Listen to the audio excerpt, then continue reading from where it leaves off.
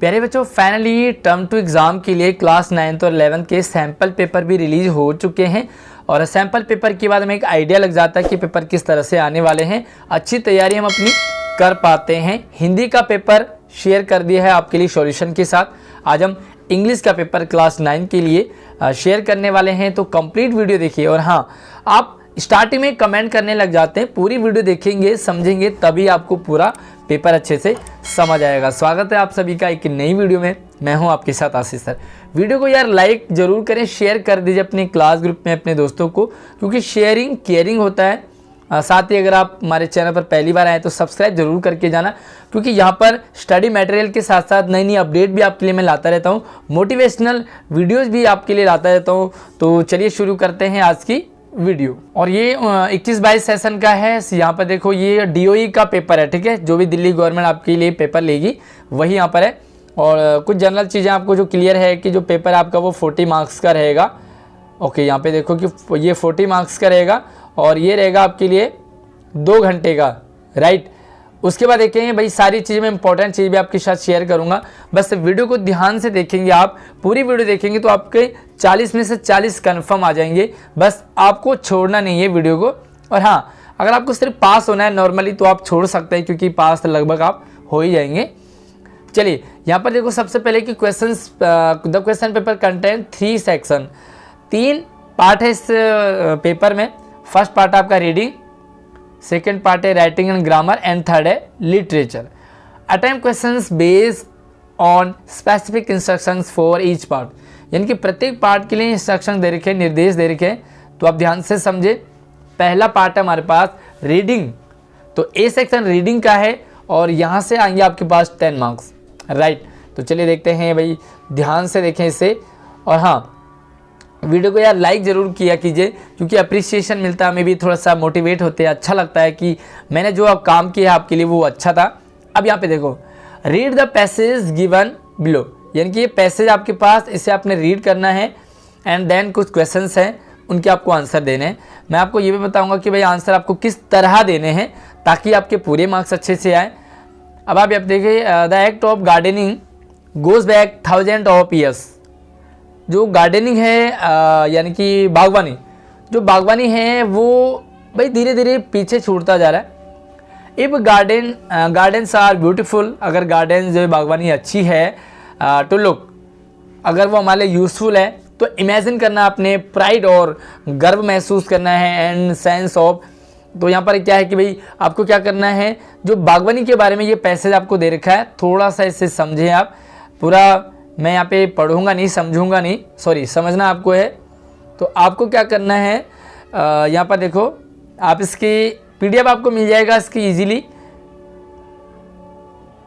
ये पूरा पढ़े आप, इसे समझे, और चाहे तो आप स्क्रीनशॉट भी ले लीजिए, ताकि आपको जब क्वेश्चंस इसके आएंगे तो इजी रहेगा इसे समझने में।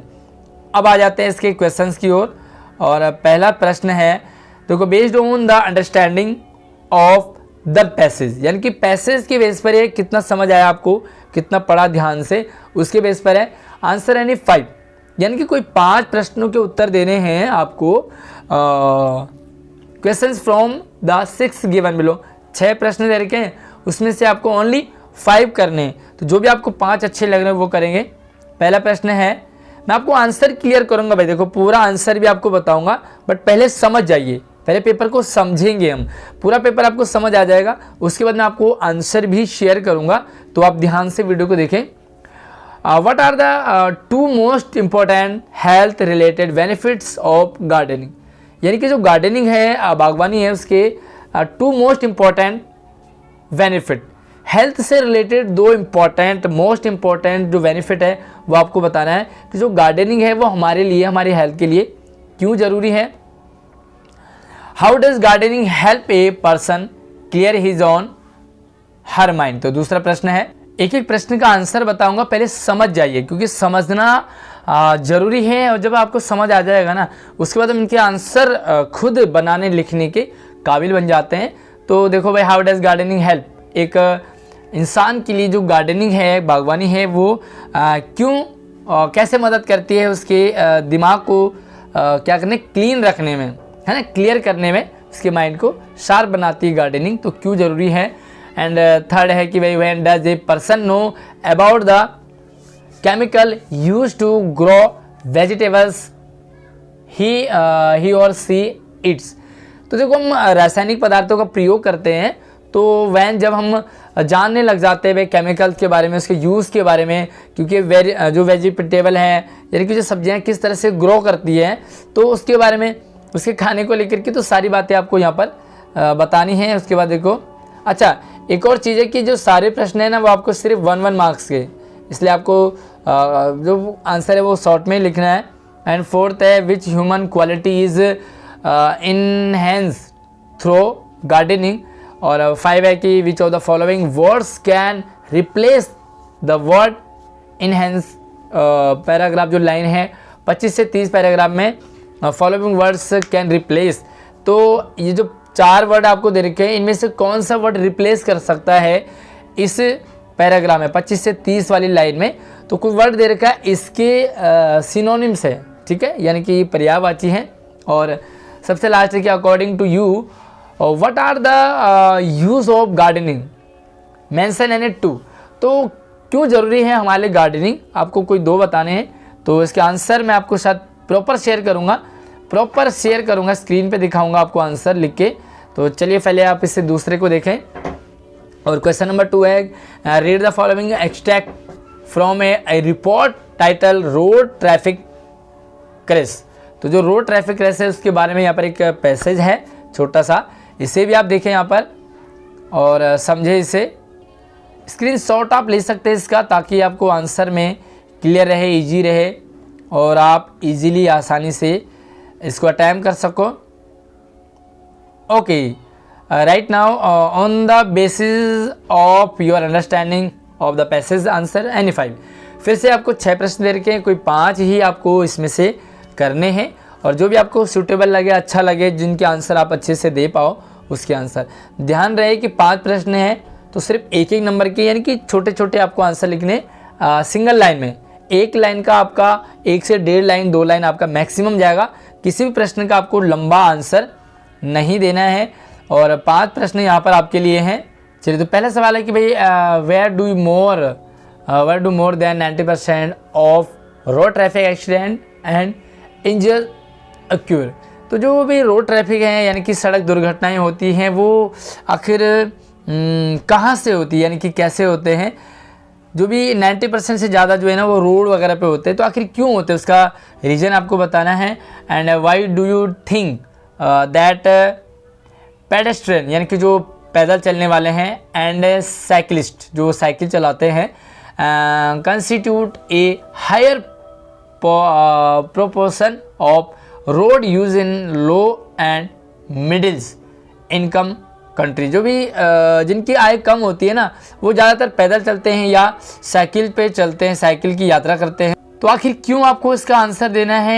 एंड थर्ड है identify the word which means to be a risk. तो यहाँ पर टू बी ए रिस्क जो है मीनिंग है 5 से 10 जो लाइन आपको 5 to एक बार दिखा देता हूँ आपको कि जो 5 to 10 है। ओके यहाँ पर जो पहला पैरा है इसमें आपको उस वर्ड की मीनिंग दिखानी है, पहचान करनी है। मैं आपको बताऊंगा, रिटर्न में बताऊंगा कि आपको इसका आंसर क्या लिखना है। तो देखो यहाँ पर आपको वर्ड दे रखा है, देखो तो इस वर्ड की मीनिंग क्या होगी इसके अकॉर्डिंग। और 4th और 5th 6 यहाँ पर 6 प्रश्न हैं, इनको पढ़ें आप समझें और उसके बाद आपको क्या करना है आंसर देना है। मैं आंसर आपको लिखवा रहा हूँ, थोड़ा सा इस प्रश्नों को देख लीजिए एक बार। और इसी के साथ 10 नंबर है आपके पास। अब आ जाते हैं हम अपने राइटिंग एंड ग्रामर और यहाँ पर भी आपको 10 मार्क्स रहेंगे, सेक्शन बी है। अब आपको यहाँ पर क्या करना है, देखो अटेम्प्ट एनी वन, कोई भी एक करना है आपको पहले दूसरे में से।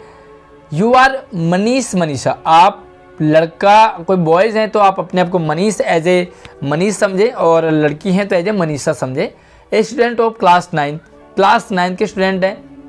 Due to pandemic situation you have been distract from your studies and have not perform well in your periodic test.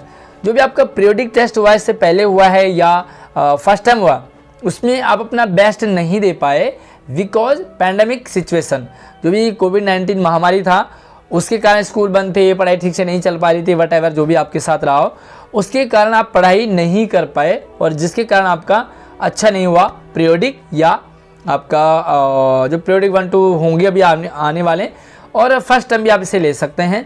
तो अब आपको क्या करना है, right a diary entry in not more than 120 words. एक डायरी लिखनी है आपको। डायरी लिखना आपको बताया होगा आपके सब्जेक्ट टीचर ने। तो 120 शब्दों से ज़्यादा नहीं लिखना है, डायरी लिखनी है। And describing why this has happen, आपने बताना कि ऐसा क्यों हुआ, जो आप अच्छी तरह से नहीं पढ़ पाए, सिचुएशन थी। भाई आप कह सकते हैं कि स्कूल बंद थे, प्रॉपर नहीं पढ़ पाए, क्योंकि क्लासरूम में ज़्यादा अच्छे से हम पढ़ पाते हैं, टीचर सब हमें फेस टू फेस बताते हैं पहली बार।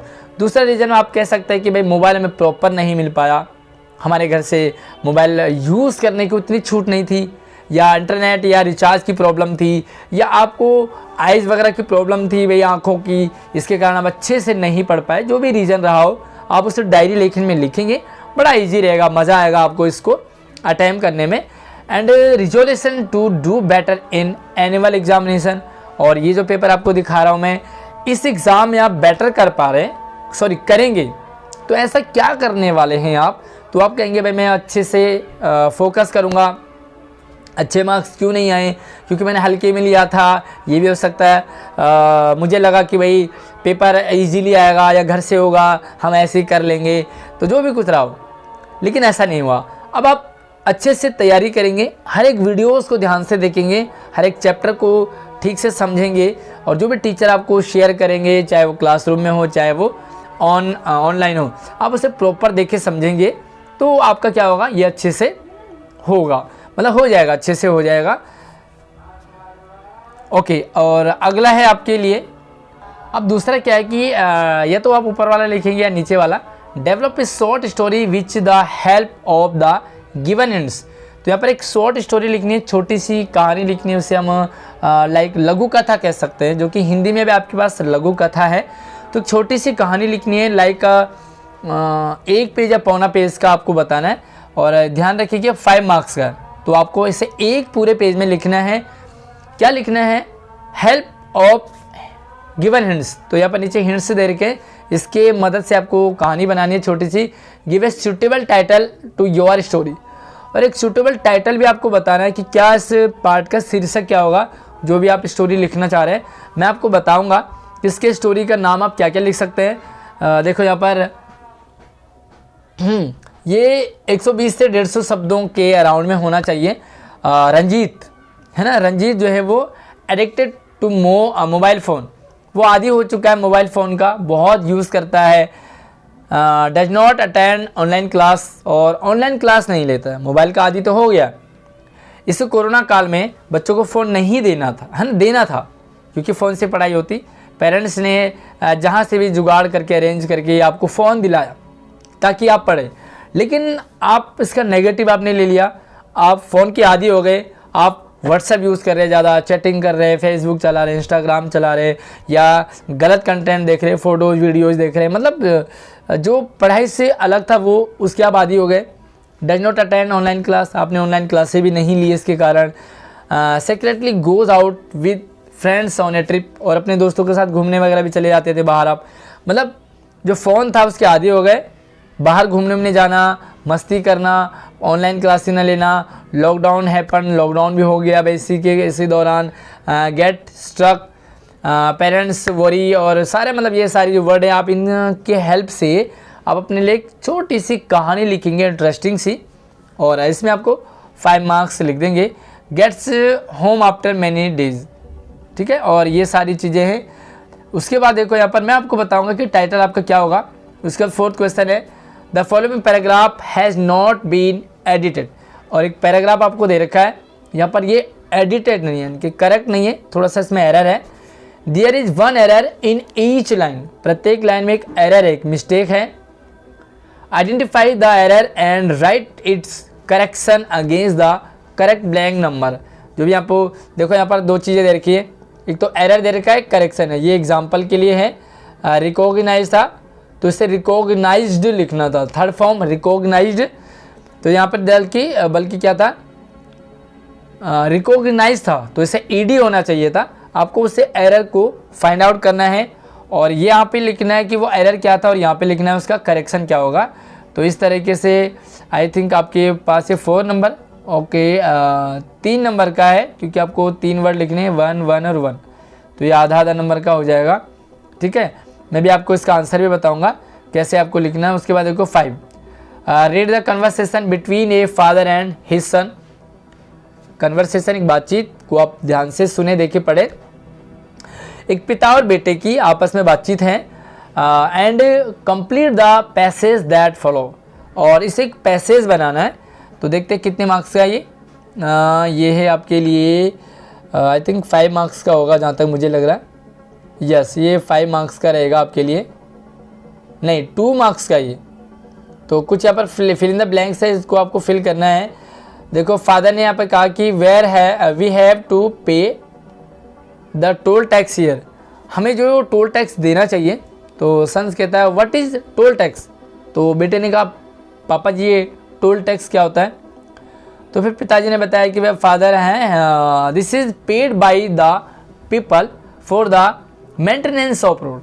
जो भी मेंटेनेंस होता है रोड का, भाई सड़क बनी है तो उसकी उस पर खर्चा लगा होगा, उसकी मेंटेनेंस है, तो उसके लिए 2-2 4-4 100 50 रुपये हर वाहन चालक टैक्स देता है, यानी कि पैसे देता है, वो टैक्स के थ्रू से लिया जाता है, ट्रीट किया जाता है। अब यहाँ पर आपको देखे 2 वर्ड आपको यहाँ पे लिखने हैं 1 और 2, और आपको ये 2 नंबर का रहेगा। तो फिर से मैं आपको इसका आंसर बताऊंगा क्लियरली, पहले आपसे आगे बढ़ते हैं। सेक्शन सी में लिटरेचर है, तो यहाँ पर आपके पास 20 नंबर का रहेगा। जो भी आपने चैप्टर वगैरह पढ़े हैं उसी में से यहाँ पर आएगा। थोड़ा सा मैं से और क्लियर और पूरा दिखा देता हूँ आपको। Yes, okay, answer any 6 questions in 30-40 words, और 30 से 40 शब्दों में आपको 6 प्रश्नों के आंसर देने हैं। और यहाँ पर आपको हैं 7 प्रश्न दे रखे हैं। अब आप ये जो प्रश्न हैं ये सारे आपके बुक में हैं। ठीक है, what skill and qualities did Santosh develop after she took up climbing as a career. तो यहाँ पर जो ये संतोष वाला आपके पास एक चैप्टर होगा उससे लिया गया है। तो यहाँ पर आप देखेंगे कि इन प्रश्नों के आंसर आपको जो है बुक से मिलेंगे, यानी कि जो भी आपने कंप्लीट बुक पढ़ी है उसी से आंसर मिलेंगे। मैं आपको आंसर दिखाऊंगा अभी थोड़ी देर में, पहले आप समझ जाइए कि प्रश्न किस तरह से क्या करना है। और यहाँ पे आई थिंक ये आपकी जो है 2-2 मार्क्स के, ठीक है। तो प्रत्येक प्रश्न आपके 2-2 मार्क्स के हैं, तो 3 से 4 5, यानी कि 3 4 5 लाइन में आपको इसका आंसर देना है। And answer any 2 of the following 120 words, और 2 प्रश्नों के आपको उत्तर देने। यहाँ पर 3 प्रश्न हैं, 120 वर्ड्स में होना चाहिए, और आई थिंक ये 4-4 नंबर का प्रश्न है। चलिए यहाँ पर एक सिचुएशन दे रखी है आपके लिए कि Johnsy could not get better despite the effort made by the doctor and his friend see. यहाँ पर जो जॉन्सी है उससे कोई प्रॉब्लम हो रखी है, बीमारी है, जिसके कारण मतलब वो बीमारी ठीक नहीं हो रही है उसकी, जबकि बहुत सारे एफर्ट लगाए जा रहे हैं डॉक्टर के द्वारा और उसके दोस्त शू के द्वारा। ये मतलब लगे पड़े हैं उसको ठीक करने में, बट वो ठीक नहीं हो रही है। Example the negative feelings that keep one ailing, and also discuss the value which remove such feelings and fill in a person which desire to live. मतलब कि जो भी नेगेटिव थिंकिंग होती है ना, वो हमें क्या करती है, बीमार कर देती है। और कई बार नेगेटिव जो थिंकिंग है, फीलिंग है, वो हमें ठीक भी नहीं होने देती। लाइक आप को कोई प्रॉब्लम्स है और आपको लगता है कि मेरी प्रॉब्लम जो वो ठीक नहीं हो रही है, बड़ी हो गई है, डॉक्टर आपको कितनी दवाइयाँ दे रहे हैं, आप ठीक नहीं हो रहे हैं। क्योंकि नेगेटिविटी जो है ना बीमारी को और स्ट्रॉन्ग बनाती है, और जितना पॉजिटिव रहते हैं उतना आपको और मतलब जल्दी ठीक होते हैं, यानी कि आप बेटर फील करते हैं। तो आपको यहाँ पर यही लिखना है। यहाँ पर आप क्लियर करेंगे कि भाई वो जो चीज़ें हैं, नेगेटिव थिंकिंग है जो हमें बीमार करती हैं, हमें ठीक नहीं होने देती, एंड उन बातों पर भी आपको चर्चा करनी है कि ऐसी भावनाएं, जो फीलिंग हैं, जो थॉट हैं, जो भावनाओं को दूर करते हैं और व्यक्ति को जो भी बीमार है उससे जीने की इच्छा। लाइक कोई कैंसर पीड़ित है तो कैंसर पीड़ित को भी ये नहीं कहा जाता कि आपको कैंसर है, जिसको बड़ी बीमारी, उसे भी ये नहीं कहा जाता कि आपको बड़ी बीमारी है, अगर उसे पता लग जाएगा तो उसकी जीने की इच्छा ख़त्म हो जाएगी, इसलिए वहाँ पर से ये इन सारी चीज़ों से दूर रखा जाता है। तो इसी तरह से यहाँ पर देखो दूसरा प्रश्न है और तीसरा है, तो आपको इन प्रश्नों के आंसर कैसे लिखने हैं, तो अगर मैं हल्का सा आपको हिंट्स दे देता हूँ। तो चलिए देखते हैं इसके आंसर्स पूरे पेपर के। तो प्यारे बच्चों, ये है आपके लिए आंसर की, यानी कि जैसे आपके पास पेपर आता है सेम आपका उसका आंसर की भी प्रोवाइड किया जाता है। और यहाँ पे देखो सजेस्टेड आंसर है, टर्म टू सेम पेपर है जो भी आपको मैंने अभी दिखाया था, और उसके कंप्लीट आंसर यहाँ पे आपको मिल जाएंगे। देखो यहाँ पर जो 2 मोस्ट इम्पॉर्टेंट थिंग्स आपको बताने थे, हेल्थ रिलेटेड बेनिफिट्स आपको बताने थे टू गार्डनिंग, यानी कि जो बागवानी उससे रिलेटेड। तो इट रिलीव स्ट्रेस, जो भी स्ट्रेस है उसे रिलीव कर देता है, and if offer natural benefit to those who choose the plant a vegetable garden. और ये इसका आंसर है। इस तरह से आप देख सकते हैं कि यहाँ पर जो एक एक प्रश्न के आंसर, जो भी क्वेश्चंस हैं उनके आंसर आप टैली कर सकते हैं कि आप उसके आंसर किस तरह से दे रहे थे और इसके करेक्ट आंसर क्या होने चाहिए। अब आप क्वेश्चन नंबर 2 है जहाँ पर कि यहाँ पर भी एक पैराग्राफ था और उसके आंसर आप यहाँ पे देखें। थर्ड में आपको क्या करना था, डायरी लिखनी थी। तो डायरी एंट्री का फॉर्मेट आपको ये इस तरह से होगा। तो आपको क्या करना है कि जो फॉर्मेट है उसका पूरा प्रॉपर लिखना होगा, ताकि कंटेंट भी आपका ठीक होगा, राइटिंग भी आपकी ठीक होगी, तो आपको इसके पूरे मार्क्स मिल जाएंगे। और यहाँ पर जो एडिटिंग था, स्टोरी थी, वो उसको ठीक से करना था। तो यहाँ पर आप देख सकते हैं क्वेश्चन नंबर 4 का, ये देखो इस तरह से था भाई, एरर और करेक्शन। यहाँ पर ऑन का इन हो गया, मीन का मीन्स हो गया और ए का एन हो गया। तो इस तरह से आपको 3 मार्क्स इसमें मिलते। क्वेश्चन नंबर 5 में कुछ क्वेश्चंस थे आपके लिए। 6 में देखो किस तरह से लिखना था, ये पूरा फॉर्मेट आप यहाँ से देख सकते हैं। और अगर आपको ये आंसर की डाउनलोड कहाँ से होंगी, अगर आपको ये जानना है तो आप मुझे कमेंट कर दीजिए, मैं आपको इसकी प्रॉपर वीडियो आपके लिए लेके आ जाऊँगा, ताकि आप समझ में आ जाए कि आपको आंसर किसका क्या करना है। क्वेश्चन नंबर 7 का आंसर यहाँ पे देख सकते हैं। जो भी 3 आपको प्रश्न लास्ट में करने थे, वो कुछ इस तरीके का लिखना था। तो अगर आपको कंप्लीट चाहिए कि भाई आंसर की कहाँ से मिलती है, तो भी मैं आपको बता दूंगा, इसकी जो वीडियो है वो आपके लिए शेयर करूंगा। बाकी हिंदी का सैम्पल पेपर और बाकी सब्जेक्ट का भी सैम्पल पेपर इसी वीडियो के डिस्क्रिप्शन में आपको मिल जाएंगे, तो जा कर के देखिए। और हाँ, कितना आपको लगा ये पेपर, इजी लगा या हार्ड लगा। बाकी देखो, फर्स्ट चीज़ आपको इसमें राइटिंग का ज़्यादा ध्यान रखना है। सेकेंड थिंग, आपको जो है वो प्रॉपर आप आंसर लिखेंगे तो आपको क्लियर मिल जाएगा। और थर्ड जो है, जो सबसे इजी आपको लगता है, सबसे इजी जो प्रश्न लगता है उसे आप स्टार्टिंग में लिखिए, राइटिंग का ध्यान रखते हुए, तो आपके अच्छे मार्क्स आने की पूरी गारंटी रहेगी। बाकी वीडियो को लाइक करके शेयर कर दीजिए अपने सभी दोस्तों को क्लास ग्रुप में, और इसी तरह से नई नई वीडियोज़ अपडेट लगातार आपके पास आती रहेंगी। चैनल को सब्सक्राइब जरूर करके रखिए। धन्यवाद।